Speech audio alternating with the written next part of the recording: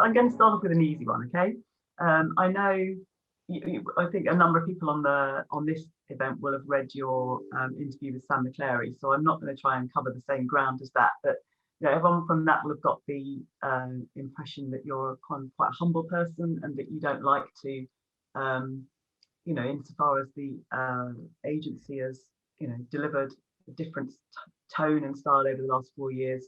You don't want to take the credit for that, but you have to take some of the credit for it. And that's where I want to start, if I may. So I was thinking about this sort of session and this question in particular, looking back to what the Homes and Communities Agency used to say about itself and what Homes England says about itself. So the HCA sort of cached website says the Homes and Community Agency helped create successful communities by making more homes and business premises available to the residents and businesses who need them. Now, absolutely nothing wrong with that, absolutely fine as a description and an ambition.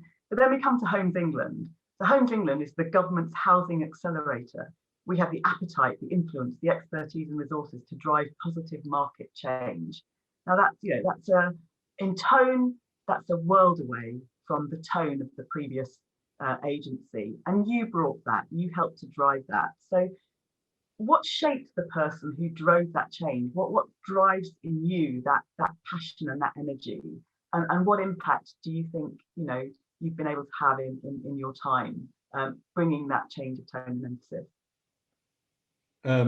So I guess what drives me is after a long career working in and around public services, two things really strike me. The first is the really profound experience of working in Haringey and particularly in and around Tottenham. And we used to have a bit of a standing joke when we invited people from the city and people from Westminster to come to Tottenham, which was we would always need to turn up 15 minutes early to Tottenham Hale Station because people from the central London, those who worked in the central London, would just assume Tottenham is a very long way rather than a 12-minute tube ride from the centre of town. And actually, that misconception runs far deeper. The experience and the lived experience of a young person growing up in Tottenham is shockingly and appallingly different from that many of the people on the call's children and we experience on a day-to-day basis. Kids who've never been to Trafalgar Square, living within where I grew up, what would be regarded largely as walking distance. You can get there and back on foot.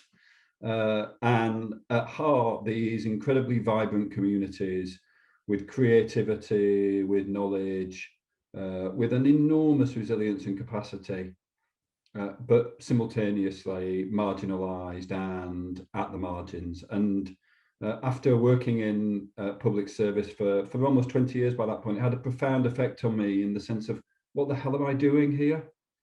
How do you make an impact that goes beyond just collecting the bins, saving a bit of council taxpayers' money, all of which are really important, but who's really up for this challenge? And I don't mind saying that part of my early career, I was the kind of archetypal annoying young man with an accountancy textbook and an obsession with performance indicators, all of which really matters. But I'm not sure that I kind of really reflected on, and is this adding up to the hill of beans? And that made a very big difference to me. And then secondly, the other thing that really drives me is, so I grew up in Huddersfield. Most of my family live in and around Huddersfield and Manchester. I regard that as my home, if you like. I went to a comprehensive school. I have constantly railed against the extent to which I felt at times excluded. And I'm a white, middle-aged, middle-class man now. And it just feels really important to me, because I've had some experience of this, that we learn to walk in other people's shoes. We can never truly understand someone else's experience, but you can have a bloody good go at trying to do that, and you will come to some really shocking revelations, both about yourself and about others. And those two things have really, really informed the way I've thought about Homes England and thought about what it might do. And apologies for this being a long answer. That all came together. I talk about this quite a bit during my time in Homes England.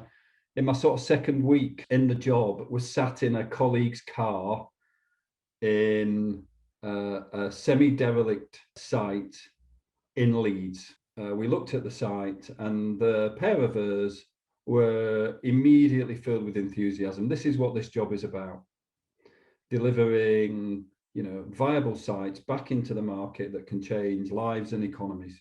What I got instead, after a couple of minutes of that excitement, was just this tempered, but we won't be allowed to do that. Actually, we need to set the bar far lower than that. We do things that we're not totally proud of. The sector isn't going to rise to those aspirations. And the job I thought I was getting was a very different job, because actually there were just hugely talented people. And I was later to discover equally ambitious and thoughtful people across the sector who were just in a kind of, if not a race to the bottom, a race to the mediocre. Because it's safe, it's deemed to be risk-free, and that just felt unacceptable to me given my experiences before I arrived. Would you have liked to be able to showcase more of that thinking and that sort of thought leadership, on the Homes England website platform, or doesn't that matter? You just found other ways to do that? One of the things that I really, really cannot stand is statements without substance. And the problem with that HCA statement was there's nothing to disagree in there. So what? And I'm quite a simple soul in terms of management, and I think results and delivery really, really matter. And judge people by their deeds and not just their words. And deeds are really, really hard because they take time, they take commitment. And I think what's really important here is not just the aspiration, but being really, really clear that we're going to take steps every day in slightly different ways. It's why, deals like the Sekisu House deal, strategic partnerships, what they are indications that we're really serious, not just about words, but actually making things happen. And there's no silver bullet here. It's an accumulation of lots of strategic activity. And that's why I kind of rail against the sort of person-centric, leader-centric model, because it's going to take thousands of people making thousands of changes to tackle the issues that we've got ahead of us. And if I wanted a platform, I should get elected. The job of a public servant is to prosecute the policy and delivery objectives of a government. It's really straightforward. And I think there's just a bit too much of shilly-shallying around that as an issue. Well, that neatly segues me into my next group of questions then. And I'll pick up one from the audience too. So the question I was going to ask was around the relationship between the agency and the department and government. Now, I'm not going to ask you your view of the various different housing ministers you work with, because you won't tell me, much as I would love to ask you, and much as you might love to tell me. I know you're not going to. So I'm not going to ask that, but I'm going to ask the question in a different way and ask you whether you kind of think being a housing minister is a tough job, and what, if anything, would improve a housing minister's ability to make a difference whilst they're in post, and make that just a better experience all round, I guess. So I've noted the question about if I was Secretary of State, what are the three things I would do? So let me say, first of all, and I did say a bit of this in the EG interview, I've not met a housing minister or a junior minister who hasn't immediately gone at this portfolio with gusto. The problem is it's big, complicated, and really, really challenging with lots of moving parts. And therefore, getting your teeth into it in a way where you can have an impact is really, really challenging.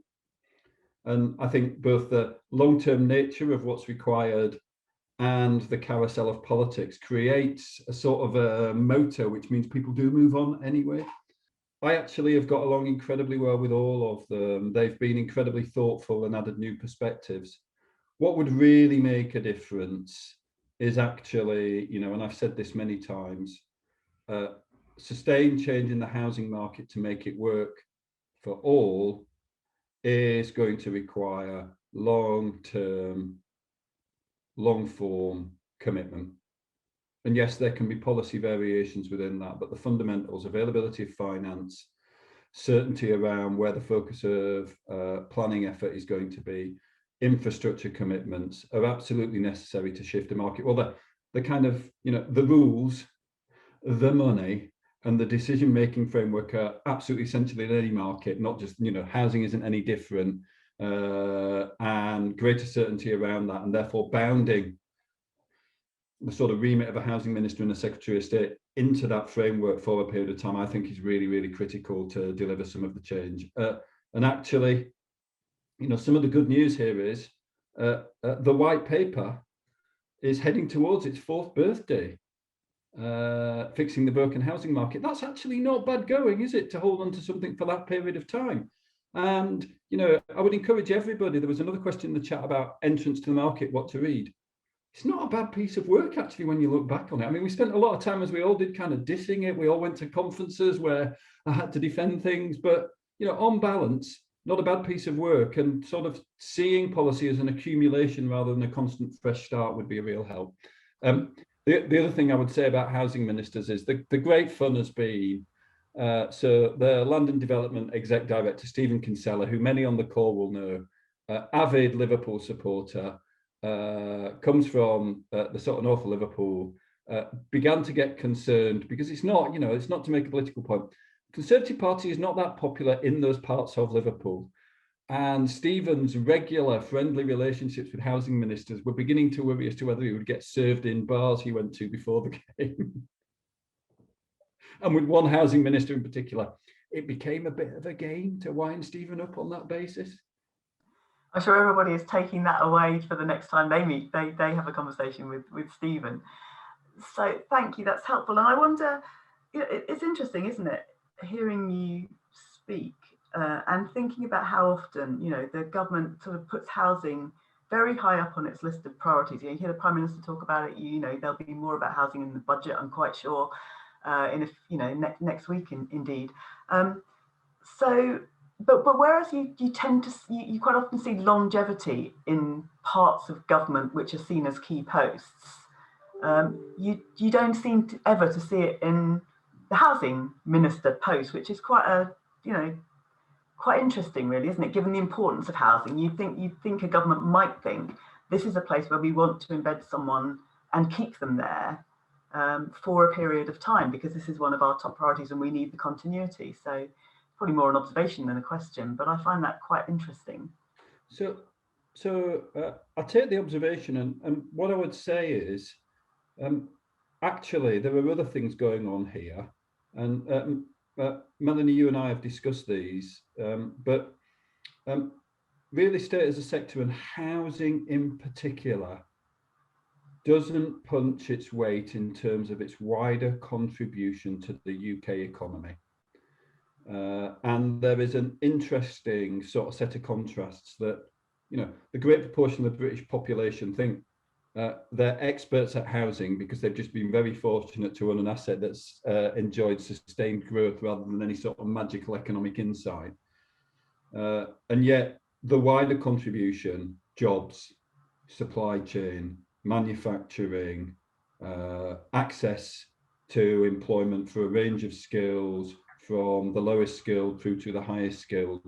This is an amazing sector with real potential, and will have to make a massive contribution to future goals. But it's not presented in that light, and instead it's presented as sort of greedy developers somehow, stealing from everyone, taking unnecessary profit. And of course, the giant tragedy of Grenfell has kind of just come totemically to represent everything about this sector that is wrong rather than is good.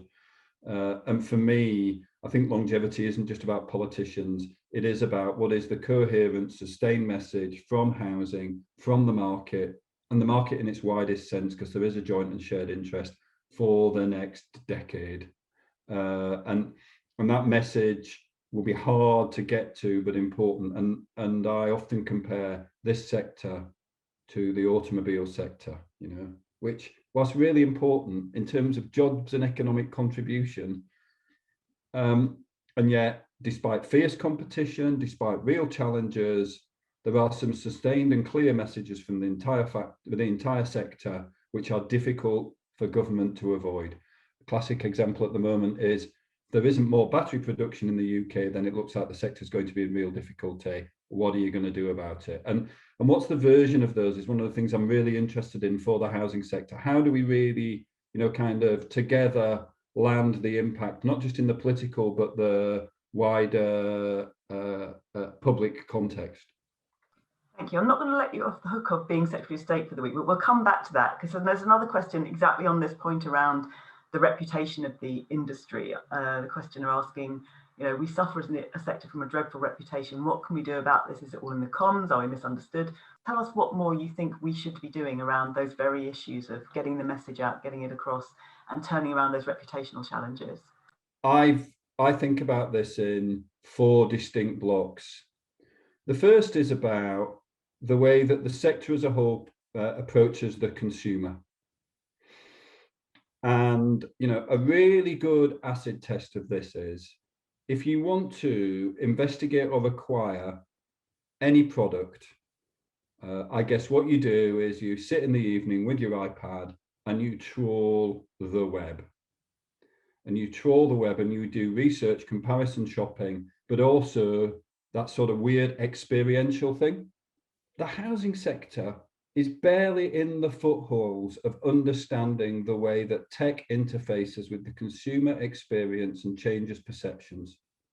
The fact that Urban Splash are heralding the fact they've got a design your own house layout tool as a first tells you how far we've got to go in building relationships with consumers. And isn't it ironic that we're involved in the industry that sells consumers things they will live in potentially for their whole lives, and yet the build up to that moment is miles behind the best, absolutely miles behind. And there is just something about the feel of the sector and the way it approaches consumers that needs to radically change to build that base of support. Secondly, there's then something about the relationship between broader public opinion and the sector. My light bulb moment, which some on the call may have heard me talk about previously, was being in a meeting with a group of investors talking about UK real estate. I think you may have been there, and 2 of the investors saying, look, our real concern here is our risk committees are beginning to price long-term funding and gilts cheaper where there is a demonstrable sustainability benefit than standard investment. How many of the developers and supply chain in the sector have really bitten that bullet and understood that sustainability is now part of the public consciousness? It's something they may even be prepared to pay more for, but a failure to move in that direction massively changes the relationship with the wider public.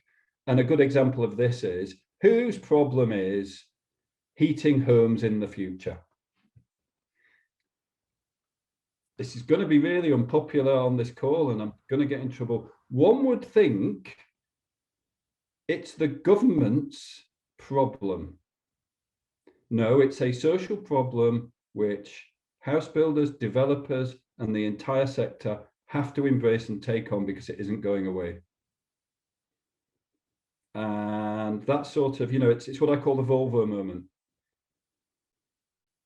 Why has nobody said we will only build sustainable homes by X date that will be heated in a way that is entirely carbon neutral? Where are those developers? Because if Volvo are doing it and did it almost a decade ago, there will be no normally aspirated cars in our supply chain by X date. So there's just something about that. And then thirdly, there is a raw PR problem, isn't there? I've been managing Help to Buy for the past 4 years. It's now generated in excess of 250,000 new homeowners. So by any metric, it's a raging success. And yet, it is dominated by the profits of the big four. That's the way the public perceive it. Actually, my take is rather different. A couple of thousand SMEs use that product regularly to build homes and develop smaller sites and smaller schemes. That's a tremendous success. So whatever the problems of the scheme, there's another narrative in here and another voice. And there's just something for me around that variegation rather than the big four that needs to come shining through. And then, look, fourthly, this is a sector where there are a lot of people firing silver bullets, and they're all just rubbish. And I think the sector as a whole, by that I mean affordable housing providers, planning authorities, major developers, land traders, there's something for me about what's the shared interest.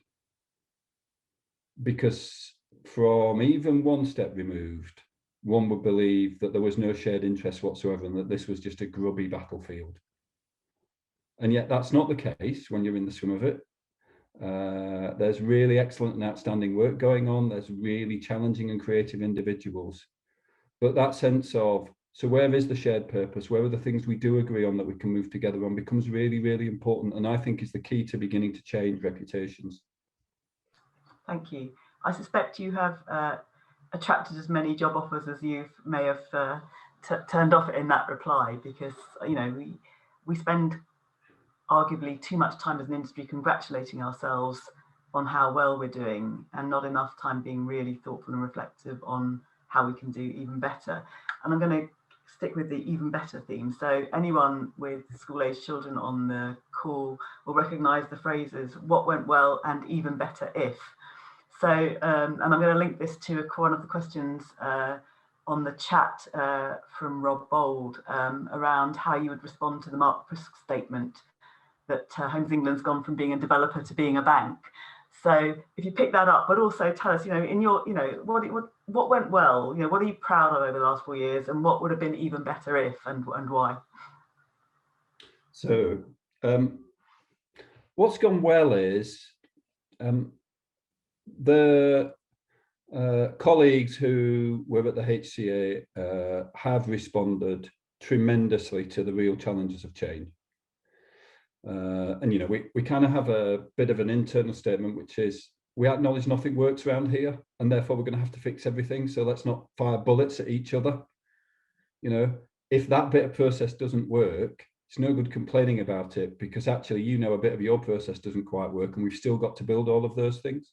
So that sort of cultural work has gone really well. And actually, I think the surprising, or probably not surprising, but the thing that has really, really pleased me is the extent to which the outside world has noticed that and been really helpful, open and honest about where it has and hasn't worked.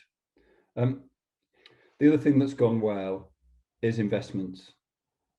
So when I joined, Gordon Moore was in reality running a series of discrete funding streams and attempting to make them work as an investment house. That Mark Prisk thinks we're just a bank now is a mark of how far we've come in delivering those products. No, we're not just a bank. It is really, really important we are a bank, because the availability of finance is absolutely critical to the delivery of homes. And 2009 left profound, deep scarring in the appetite and availability of development finance. I really do believe it's one of the keys to tackling the housing crisis, to make money available flexibly, and there is still much, much more work to do in that space. We're not open enough yet to SMEs. There is more we could do around working with Treasury on the right risk appetite for those things, but we've done pretty well, and we've spent the money, which is quite a rare thing in government to spend all the money. We had to ask for more. That's great, and we're getting it all back. I'm really pleased that we put money out at risk, we create assets, and then the people on this call pay us back. That's quite a big win for government, isn't it? You get an asset that's generated jobs and generated economic activity. We got a lot of the cash back. The other thing that's gone really well, and I think what's partly behind the Mark for statement, is we've moved from being an agency that hands out money to an agency that talks really explicitly about what do we get for this investment. And that psychological change, I think, is absolutely critical to building effective public-private partnerships. It's the missing jigsaw. We're not a free vend. This is public money that we need to ensure is invested wisely, and we get a return for it. And that's not always an easy conversation. It's been a really difficult conversation with some of my former colleagues in local government, who, rather like I did, just employed people to fill in forms to get money, and then we'd sort of figure out whether it was in the right form to spend or not, but that would come later. And the late great Tony Pidgley once came into my office and gave me a Pidgley, a bollocking, sort of about a deal we were doing and about one of the SMEs, and really went for it. And then at the end he went, "It's really good you're doing this, you know." In that sort of classic Tony style of, this is actually the right conversation to be having. The other thing that's gone well, and the reason we're not just a bank, is we're delivering more land than we've ever done. We've disposed of things that really aren't going to deliver much value. And it now feels such a long time ago, but when I joined, the affordable housing team was struggling to spend affordable housing money. And they've done spectacularly well, both in working with CLG colleagues to understand why that money wasn't attractive, even though it was grant, but also in building these strategic partnerships that have delivered, hundreds of thousands of additional homes over time, and a concept that now has sufficient support that we'll be looking for strategic partners to deliver affordable housing in the private sector and with local authorities and potentially in consortia. But that's fantastic because it's beginning to bring the market together. What's not gone so well? I wanted to get the gender pay gap down to nil. I'd really, it's really mad. I'd like to have better representation. We've made steps on MMC, but there still isn't a factory like the stuff I saw in Japan. We need places turning out 30 to 40,000 units a year of really high quality, and we've not got over the hump of quite a lot of the bureaucracy. We've still got a huge amount of internal transformation to do so that the experience of people wanting to partner with us is far more seamless.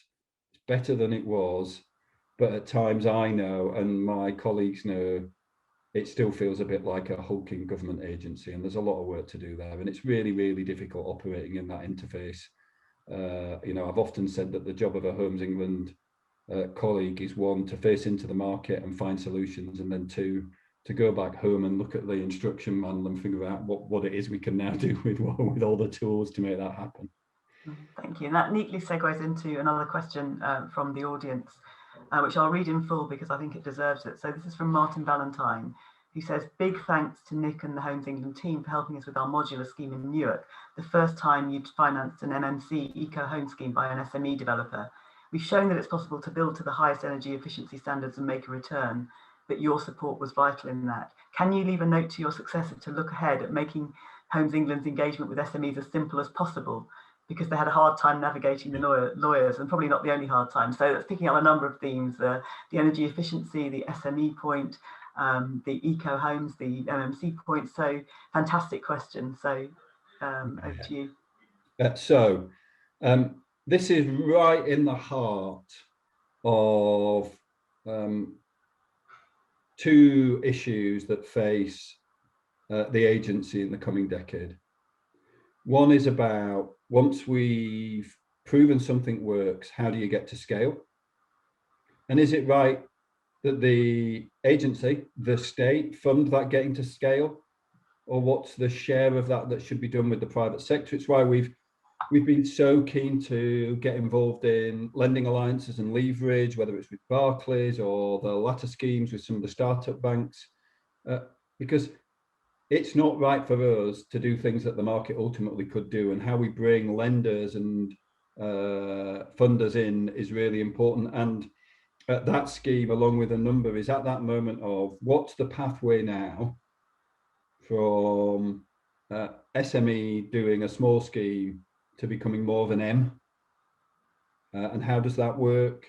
That's really, really important. And then secondly, there's a description of the risk appetite that both government and the agency more widely have to do these sorts of things. And I think, you know, in response, we've got to keep working here on doing things once and then doing it again. We've begun a process of thinking about what the cookie cutter agreements look like. So we're doing some work in some places where we're thinking about joint ventures, we're thinking about structures with organizations, but having recognized exactly what's being said here, being explicit, the legal terms are drawing up, our legal terms we may now need to use 20, 30, 40 times into the future, because it's not good enough to have a great scheme that turns a profit and then you all go, thank Christ, we never have to go through those legals again. I could now rant about legals and all of those things more generally in the legal profession, but they have deep pockets and they're lawyers, so I won't. But I guess it's fair to say that, you know, I don't think even your harshest critic or your most ambitious friend for all the good things that you've done and what more, you know, the leadership you've shown might deliver would suggest that it's up to you to bring digital transformation to the conveyancing and the legal contracting. It's interesting that, Melanie. So, but there are things we can and government should be doing. So, as part of our own transformation program, which is really, really challenging and difficult, there have been some really subtle changes that are very important. So, if you want to apply for affordable housing cash, it's entirely an online process now. There is no document. There isn't even the prospectus that you used to print off and take away. That's all gone. And of course, because all of that documentation is online and the application process is online, it presupposes, therefore, that the client can therefore have digitally enabled some of their back functionality. And that sort of creating these long tails of chain, I think, is a real responsibility, not just of the agency, but of government more generally, in Help to Buy. For that reason, you know, putting more and more of our requirements for applicants and parties to applications online is just creating mechanisms in the system to do this. And I think there's much more that can be done in that space by everyone, really, to create that pressure. Is that another thing for the note for your successor then, to encourage them to drive that agenda too? Yeah, absolutely. Thank you. I'm going to pick up another question from the floor from Owen Michelson, who unsurprisingly wants to ask about housing and indeed the levelling up agenda, the rebalancing of the economies. So we all know that it's easier to deliver housing numbers at scale in the regions. With our collective experience of flexible working over the last 12 months, do you believe government will ever genuinely support a shift of high-level jobs into the regions to help the rebalancing of the wider economy for the benefit of all? And that's not a specific question about the MHCLG and Wolverhampton, I don't think. I think it's a broader question. It hasn't gone away, has it? From what I hear, levelling up is central to this government's agenda, but it also feels like what happened at the election was the world outside of the Southeast spoke very, very loudly, and that inside all of the leading parties, therefore the questions about how do we change the nature of the economy so it works more generally for all across the country will, to my mind, be one of the central questions of the next couple of decades. And that also means that there are no easy answers. These are really challenging and deep questions that are about the economy, they're about educational opportunity, they're about society more generally, and they are about the extent to which decision-making happens in different parts of the country. So I think we've seen with the creation of the combined authorities that even though they're actually quite small organisations, a unified regional voice has real power and can begin to make things happen. And I think there's a template there for what comes next. I worry, to speak against that, that the experience, if you live in Manchester and it's sort of penumbra, or the West Midlands, is itself a world away from the experience in some of the most challenged economies in the country. I'm not going to name check places, but we all know that there are parts of the country for whom even the 50-minute train journey to Manchester or the stretch out to the coast from the West Midlands is a really, really long and difficult transition. And I think it's easier to imagine new versions of what the city might be like and function like in the future. But for those other places, I think there's going to have to be experimentation, innovation, and a degree of accepting that some of it will not work and a different risk appetite. And I think COVID and the horrors of the last year have demonstrated that we can do an awful lot at home. I'm not sure how much that therefore is a help for many of those communities, because it will just create a sort of umbilical cord to the centre rather than jobs, wealth creation and economic revitalisation in some of the places that need it. So there are some really hard policy and economic choices coming, but I don't doubt that whichever government is in charge over the next couple of decades, this is one of the central questions.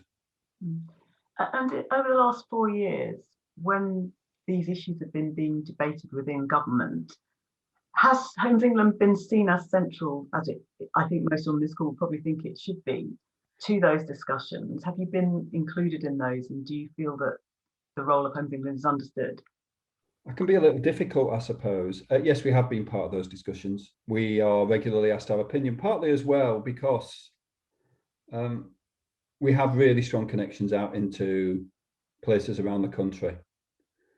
And we're well connected. You know, Danielle Gillespie, the director for cities and major conurbations, is probably the person best placed if you ever need to ask what are all the mayors thinking about, because she spends an awful lot of time with all of them together. And there are similar versions of that for many parts and many types of communities around the country. I have shied away from presenting the agency as the answer. One of the real successes of the agency has been to be really clear about what we do and what we don't do. You know, what we bring to the party is real expertise, money, capability and capacity around housing and land. We don't bring economic regeneration, education, relationships with you, all of those things. And I think it becomes dangerous if delivery function begins to get too wide a remit. You begin to take poor decisions because you're not sure where your priorities are. And therefore I've advocated and continue to advocate that what's required are sustained and deeper partnerships across public and private agencies focused on some of these issues. And that's not to dilute any of those bodies' sovereignty, but actually to say there's strong common ground here. So I've been heavily involved in the work at Bristol Temple Meads. It's a project I kind of encountered within a couple of weeks of joining the agency. But what it's shown is that you can move an awfully long way if you get alignment politically. So a Labour mayor of the city, a Conservative mayor of the city region, a university, Network Rail. I mean, Network Rail at times have a pretty poor reputation for partnership working. It's not been our experience. The rail operators, ourselves, other education institutions. And it sounds like a god-awful talking shop, but actually just the grip on what are we trying to achieve here and what are the milestones along the way has brought real focus and ambition. And I think more of that, what do you bring? How does it support those longer aims is what's required. Thank you. I'm going to ask you one more sort of policy type question, and then as we move into the last few minutes, I'll ask you some. We'll come back to Nick the person. So there's a few questions on the chat I'd like to bring in, and I'm interested too. But before we do that, so going back to the question about the reading list that you'd recommend, I mean, we've talked about fixing the broken housing market. What about the planning white paper? Where would you put that on the list? So I think the planning white paper is really, really important because it reflects in part a summation of the frustrations and ambitions of a huge proportion of the sector. and a lot of very smart and able thinking from those who on a day-to-day basis have to deal with the complexities of the current system. So, there's an awful lot in there that you might agree or disagree with, but by golly, you ought to recognise it. And as capturing all of those issues in a single place and what we need to address, even if you then don't agree with the remedy, I think it's a really, really strong piece of work on the challenges that we face. And therefore, if somebody were to ask me, what should I read about planning? It's a pretty good place to go. Can I tempt you to give a view on which of the bits of it that you would like or not like as a private citizen, Nick? I'd like there to be more homes built that are really sustainable. I mean, you know the answer to this, don't you? I worry enormously. My concern is, and developers are beginning to say this to the agency, that planning departments have been, the butt of an awful lot of angst for a very long time now. But there is recognition that in really challenging circumstances, they've done a pretty good job and it is possible to get permissions. The evidence is before us. But that the combination of the need for budget reductions plus now there are just different priorities. Ask yourself, if you're the chief executive of a local authority at this moment in time and you've got a talented planner, that means they're really great at doing the detail, they're really great at understanding a strategy, and they can lead a team. Are you getting them processing planning applications versus dealing with the crisis? If you're really, really challenged for resources, what would you be doing as chief executive? And I think the recovery from those really challenging situations into a normal run rate is going to be difficult. And whether there is the capacity and capability across the country that's needed, particularly in some of those more challenged communities that Owen was referring to, is really, really an important question. And it may be that we need to put more money in, or we need a different partnership to deliver in this space. I want to respond to a couple of things in the question. No, I'm not leaving because there's a new chairman. I was really, really instrumental, did a lot of work with Peter before he joined. He's a fantastic choice and somebody the sector really, really needs to get behind. He's still got bits of this job that he's never done before. And I hope everybody engages with that. It's not my job to agree or disagree with government policy direction. I'm not going to be removing that filter for a long time. What I can say is, over the last 4 years, you've seen tremendous backing from government in both funding the agency, but also supporting some of its more challenging decisions. So just really keen to scotch some of those things. Thanks, Nick. So we're back to the question that I parked for a little while earlier on. So if you were Secretary of State for the week, next week, when you woke up and you're not Chief Executive of Homes England in any sense at all, what 3 things would you do? Number one, I would make sure that with the sector, there is a robust and shared plan should there be a really challenging economic situation in the next 2 years. So let's be ready for it rather than waiting for it to happen. And that requires a really open and sustained dialogue about shared ambitions, baselines, profitability. I think it would be a really, really healthy conversation about how we keep the sector moving, keep it building, even if the economic circumstances are challenging. And, I think there's a bit of an acid test. Who would be up for that conversation? Who's really prepared to have that conversation now rather than when there is a crisis? Because it may actually be in having the conversation that then isn't a crisis. Yeah. Secondly, I'd probably stop anybody attempting to implement loads of stuff on shopping centres and town centres without being really, really certain that we're not just repainting the outside of buildings that may not have a long-term lifespan. Let's be really confident now that, and I think there's a lot of the High Streets Fund and Towns Fund are really beginning to think about this, that what we're doing are creating long-term choices,